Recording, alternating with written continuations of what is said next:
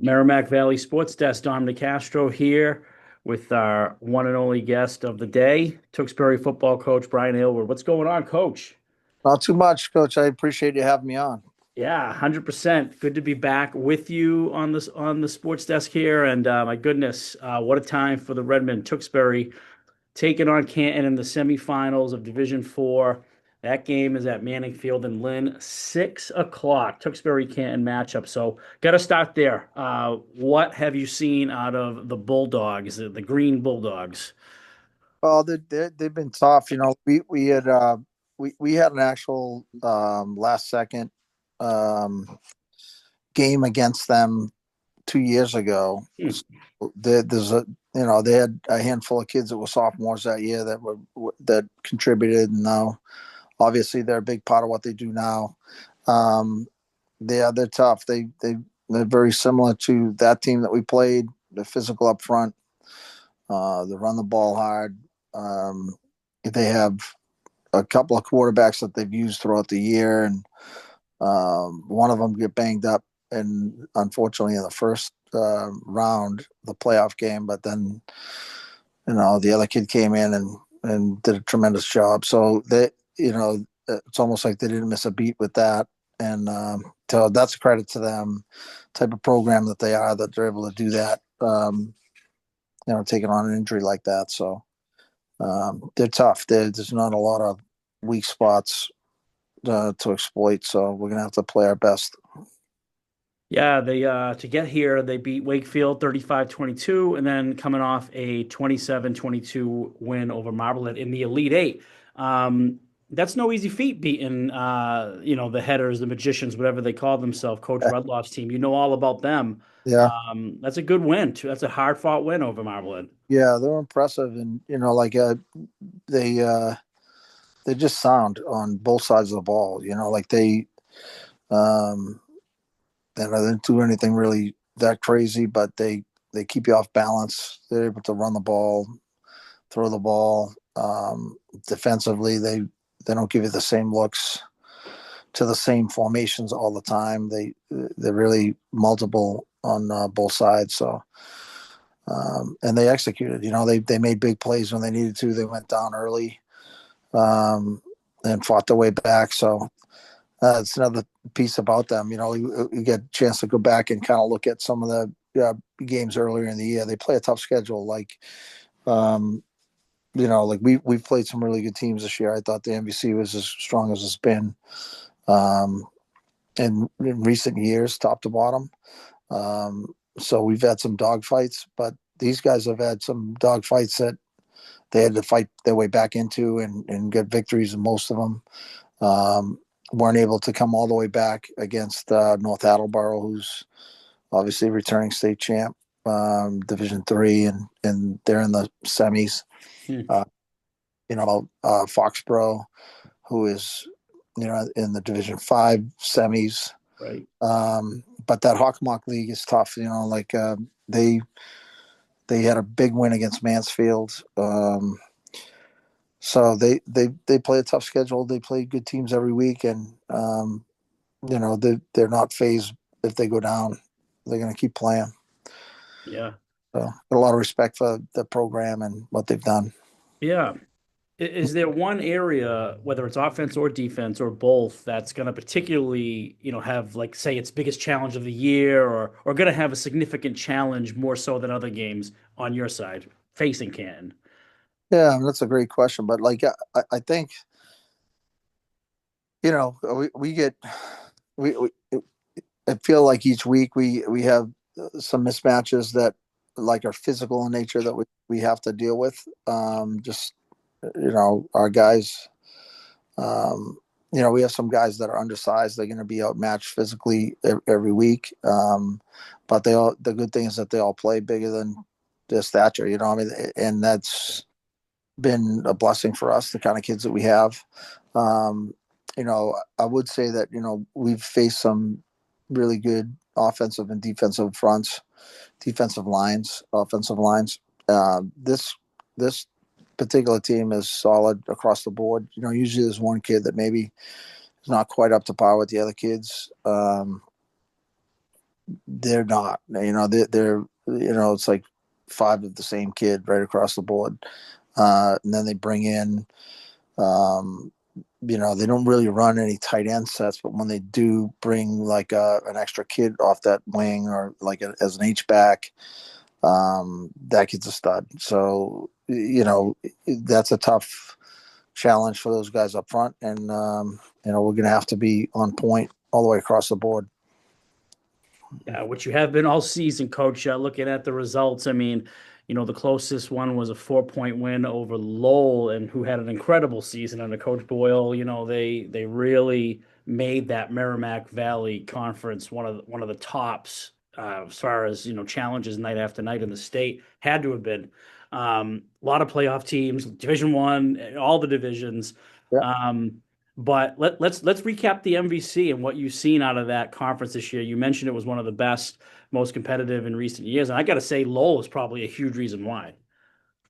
Yeah, I mean, I think that they've had they're a big school. They have always seem to have some kids that are really really good at a bunch of different positions, and I think that this team played. I think they utilized their kids the right way, and they had mismatches all over the place.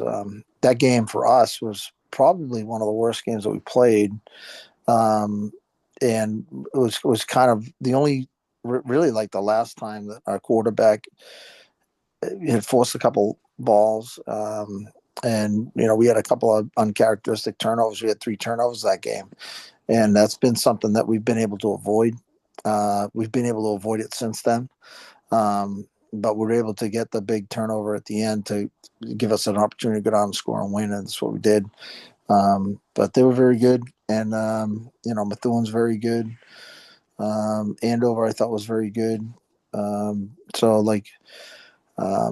I thought Chelmsford was very good. So like there's of those games, and Barica, I thought we made some major adjustments to how to try to handle that type of toe to toe offense. Um, so I think our defense just really put us in a position to give us extra chances in a game against a team that you're unlikely to get extra chances if you might not get enough chances. So things have gone well that way, but like it's been the scores are not indicative of how difficult the task was week to week. We've been fortunate to stay healthy. So we're not replacing a lot of guys. We play a lot of guys. And I think that that's been key for us to remain healthy. And we just kind of trying to be prepared that if we do take on an injury somewhere, that we can at least have another package of stuff that we can run with somebody else that's ready. So so the league and overall I thought was great, and so it's always a challenge for us. I think so. Yeah, 100%. Certainly prepares you for the next level for sure. These 2 games, outscoring opponents 83-14. Good start. Obviously, Middleborough win, Ashland win, and now on to Canton. What do you like about these 2 games and what the kids have shown you, and any areas to tighten up? Yeah, I mean, I think that you know, um, I think the matchup with Middleborough might have been a result of um, their league schedule, maybe a little bit different than certainly what ours is. And I thought our kids had a lot of confidence going in that way. Um, in terms of the Ashland team, they were dangerous, and they've played a lot of good teams and beat a lot of good teams. They're very well coached. They run that like a combination of that real tight split double wing. We were real fortunate right out of the gate to get up on them, even though they took the ball. We had a turnover on the opening kickoff and went forward, which is like a devastating start to a game for any team. But you're still going to take advantage of that, I mean, and that's what our kids did. We were able to benefit from our experience with Barica's offense.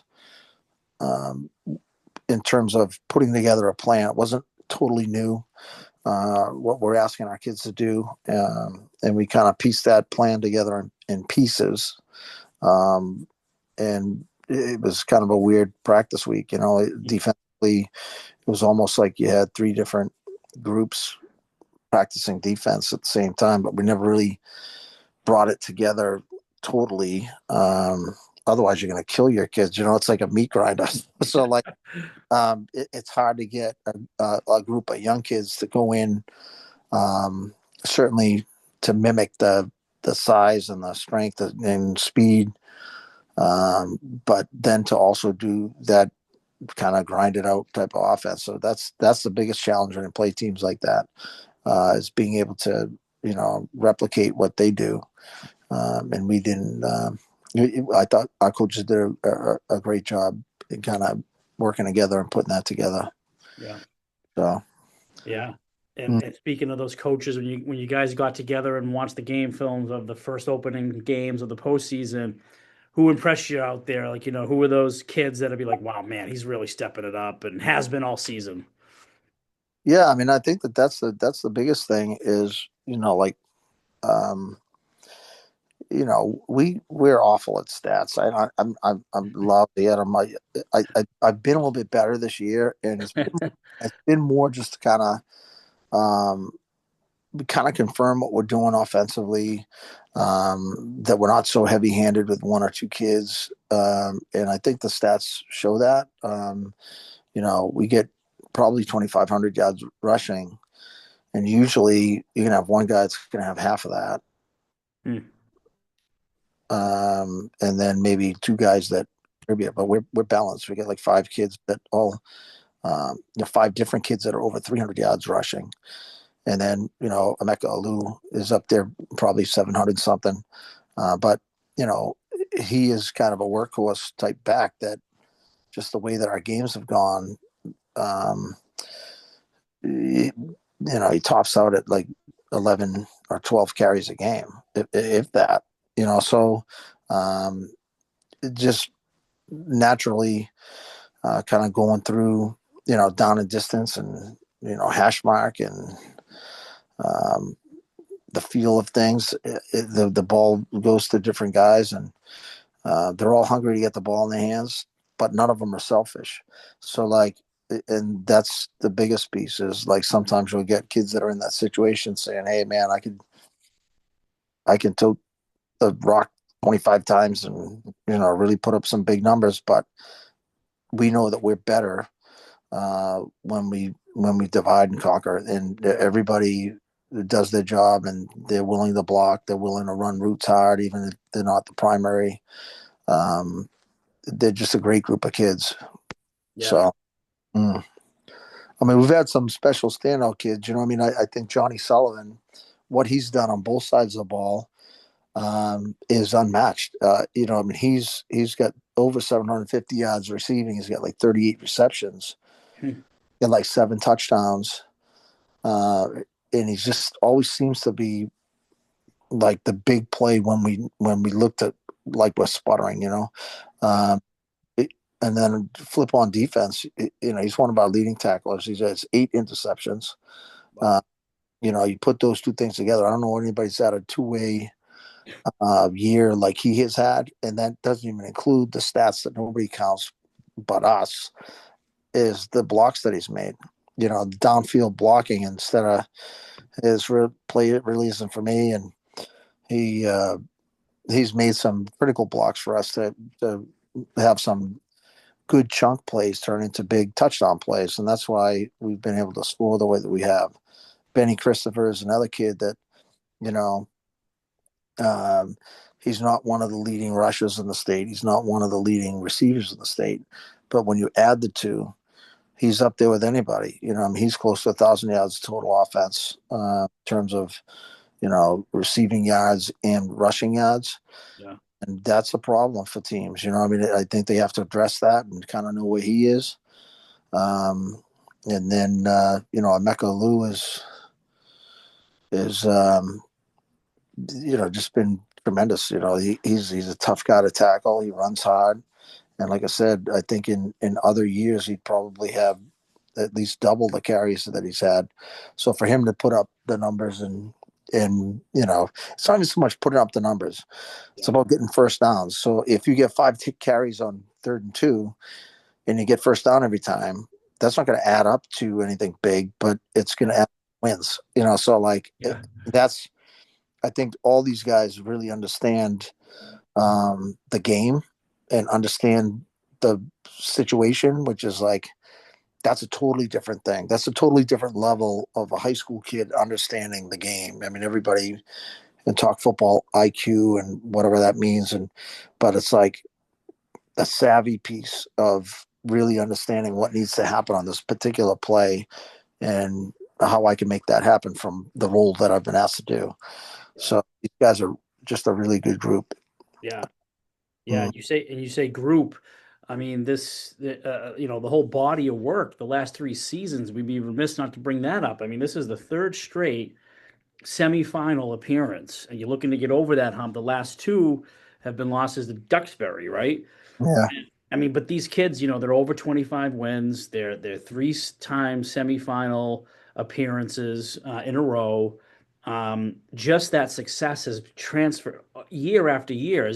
When they were sophomores, say 2 years ago, these seniors, is that a pretty good group in terms of staying together? Like those sophomores are all part of that semifinal run.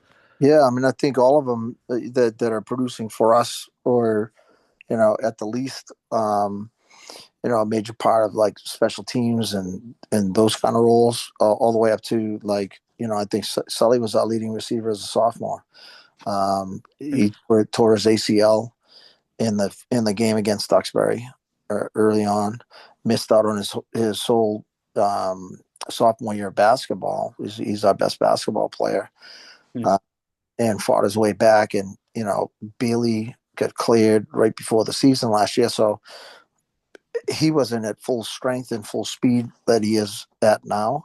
And I think it's just been the way it's gone. But yeah, I mean, you take Emeka Olu, Jonny Sullivan, Benny Christopher.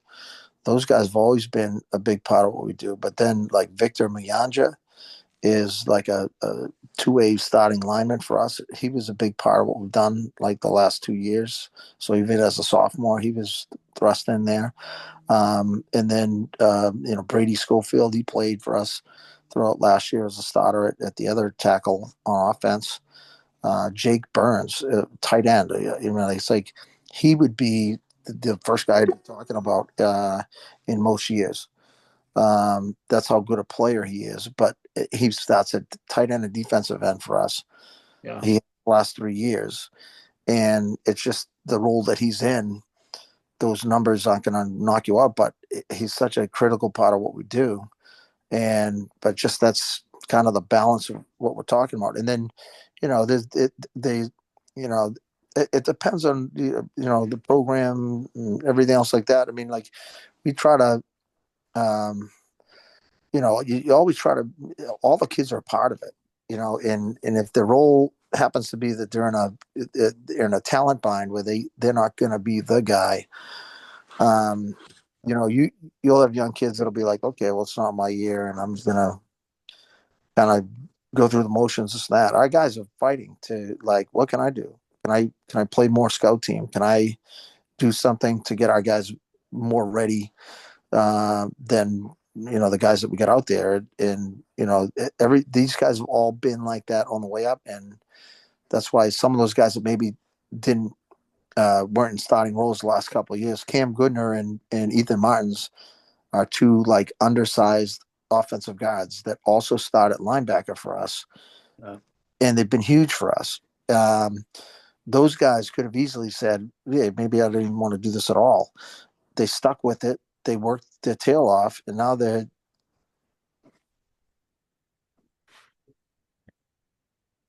big.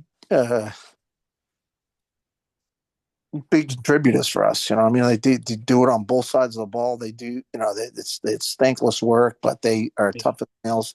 We get two guys that are returning multiple time state champion wrestlers. Yeah. at 113 and 120 pounds. And you know what? It's like in a lot of places, um, they could be as good as they are. I'm talking about Jack Lightfoot, who's our leading tackler. And it was the 113-pound state champ last year. And Nikki DeSisto, who's a 3-time state champion at like 113, and last year at 119, 120 pounds. You know, like the guys like that in other spots, even in our league, are not even going to get a chance to go out there and do it at the varsity level in football. Yeah. But we know that they're our best players in that position that they play. They give us the best chance to win. Yeah. And I know their dads, so that they're not going to like take me to court for child abuse if I ask them to go cover a 6'4" tight end. You know what I mean? So, Yeah. That's that, an unfair matchup, coach. You should take them, yeah. yeah. Never know these days of what you might get. Feedback. But those guys know what Tewksbury's all about. And, you know, when I feel like there could be a little bit of that thought process in some of the heads, I say, hey, guys, look we've been doing that for years. You know, you're not the smallest kid we've ever asked to do the job that we're asking you to do. You're the best kid. They give us a chance to win. And those guys they're not afraid of anybody. So it's really been such a great group. Sean Callahan is we bump up 2 weight classes to like 132. He's starting cornerback and has covered every one of the best receivers in the league. Yeah. And everybody wants to take deep shots at him. They take deep shots and they waste plays because he's in position. He gets on top. He's just a scrappy player, and he's done a tremendous job for us. Yeah. And I get another sophomore that play. You know, the sophomore kids. That's that senior group that's had all this experience. But the battery of the 2 guys that touch the ball more than anybody in our program are our center and our quarterback, and both of those kids are sophomores. Wow. And you know, like Ryland Suzor has done a tremendous job for us there, and Will Harrison. You know, I throw his performance up against anybody. I wouldn't trade him for anybody. He's, you know, I talked about the turnovers. That was week 3 against Lowell, maybe. He had an interception that he threw against Methuen in week 2. He had 2 that he threw in Lowell early. 1 down at the 10-yard line. You know, so since then he's had none. He has 18 touchdown passes and 3 interceptions. And he's run for 400 yards, and he's run for 7 touchdowns, and he's got poise beyond his years. He's just a tremendous, tremendous kid, and you know, that was obviously a big question mark. We had a bunch of guys coming back. We're gonna give the keys to a sophomore kid, and he's taking it on. He's a tremendous leader. He's a great kid. He's the best. Yeah. Mm. Well said. A lot of weapons, a lot of hard workers, consistency, dedication. And I know I might not get you to talk about this one, but the other side of the bracket, I know Canton's the focus, but you got Scituate and Duxbury who have battled it out in the final game the last couple of years. I believe with Scituate being the reigning defending champs. It just goes to show you the consistency of Division 4. You guys are always in the mix. 3 semifinals in a row now. Scituate and Duxbury have been there. Duxbury's won 2 out of the last 3. This is a lot of consistency going on in this bracket. And what's also cool is that 1 through 4 is the final 4 of the ranking. So another little notch in the rankings belt there for having a good formula, I guess. Yeah, you know, I'm not gonna. You know, we've been on the wrong side of at least the semifinals. I think the last couple of years when when it all pans out, and yeah, that's 2 games away. Not that's we got to worry about Wilmington too, and that Oh, true, very true. that's Yeah. an important part of it. So we'll cross that bridge hopefully if we get to it, and both both of those teams are great teams. They get good personnel. They're well coached. A lot of tradition, and but that's the way you would want it if you do get a chance. And our guys are focused completely on Canton right now, and yeah, I mean, we'll see. We'll cross that bridge when we get to it, I guess. So, Yeah. Yeah. uh, uh, Cool. Coach, mhm. taking a lot of time with us, taking you away from what the focus is. I want you to get back to it. I'm sure you're going to get on game film and such, but thank you, Coach Aylward, again for coming on the Merrimack Valley Sports Desk. Best of luck against Canton. Go get them. All right, I appreciate it, Coach. You do a tremendous job, and this is great program that you're on, and you get a chance to recognize a lot of a lot of kids doing hard work, and Yeah. I really appreciate it. Great stuff. And let's have a little celebration at Gillette and get some of the kids on. I know, I'm skipping way ahead, but Yeah. get it done. We'll get them some airtime too. Good Okay. luck, Coach. All right, I appreciate it. All right, have a good one. Bye. Bye.